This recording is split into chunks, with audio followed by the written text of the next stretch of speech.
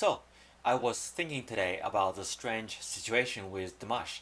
Here's this guy with generational talent, but his buzz in the US just isn't on the same level, and that made me think about his upcoming Madison Square Garden show.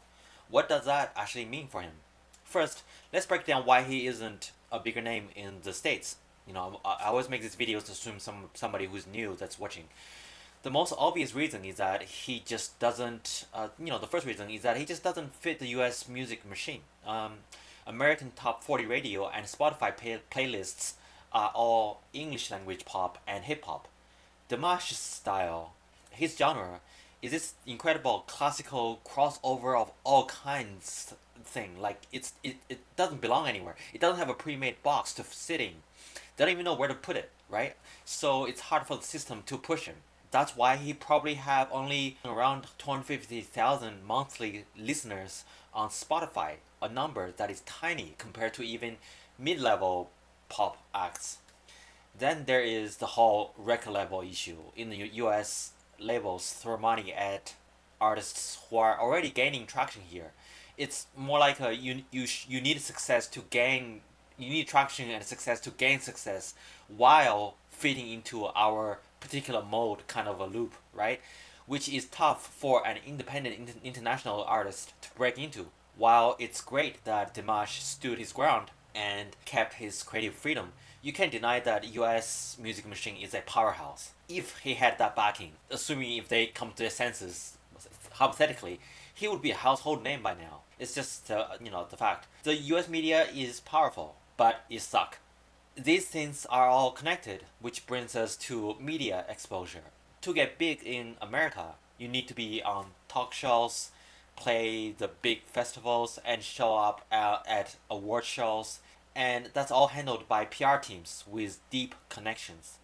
His one big shot on TV here, on CBS, the world's best, was kind of awkward and didn't really lead to anything. Not his fault, but it didn't really go as well as we hoped. It seems like he only now starting to get a real US PR strategy going beyond organic grassroots. And finally, let's talk about algorithms. Spotify and Apple Music are designed to keep you in kind of an echo chamber of similar sounding artists.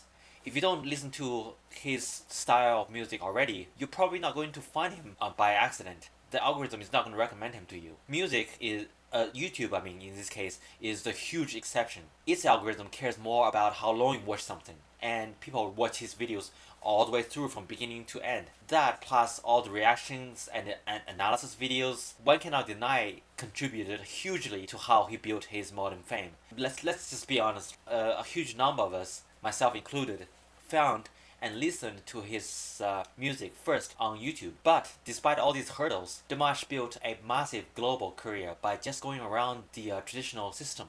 His YouTube presence is, at the core of it, creating a huge organic following. But then, his pan stardom in Asia and Europe definitely doesn't hurt. And he became a superstar across, like I said, all of Asia after his appearance on, I believe it was China's Singer in 2017. And he proved he could bring that fan base to the United States when he sold out the 19,000 seat Barclays Center in Brooklyn back in 2019 with zero help from the American music industry.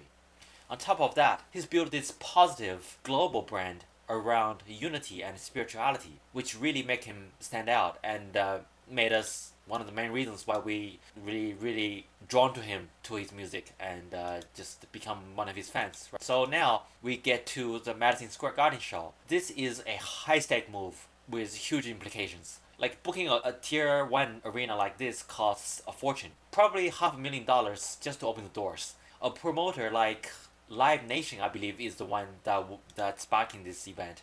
They wouldn't even touch this unless they were pretty confident that they could make well over $1 million in ticket sales alone. And you really can't overstate how big of a deal this is. Selling out Madison Square Garden, this is a career, it's not just, I'll use this word, but this is a career defining milestone for anyone. It proves that you are in United States, it proves that you are commercially viable and instantly elevates your status. For a singer from Kazakhstan who doesn't primarily sing in English, It's basically unheard of.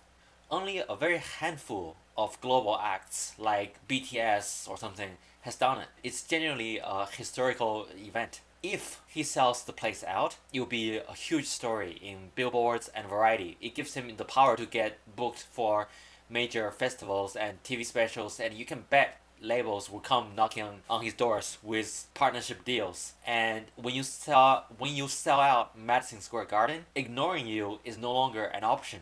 Even if he only sells, say, 12,000 or 15,000 seats, it's still a massive win. It proves that he has a solid US fan base and can be a reliable, a kind of a niche, but still a blockbuster here.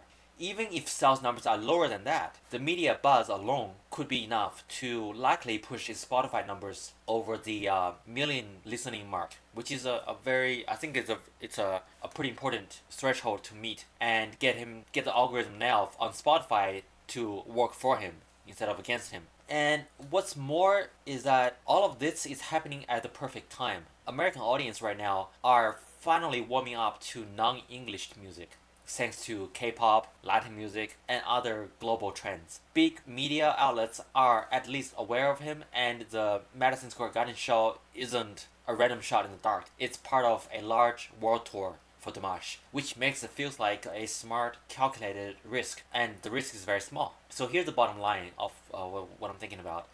The Madison Square Garden concert isn't a stunt or fluke or anything. It's a logical next move for a star who basically crowdsourced by his fans, completely outside the traditional US music industry route, right?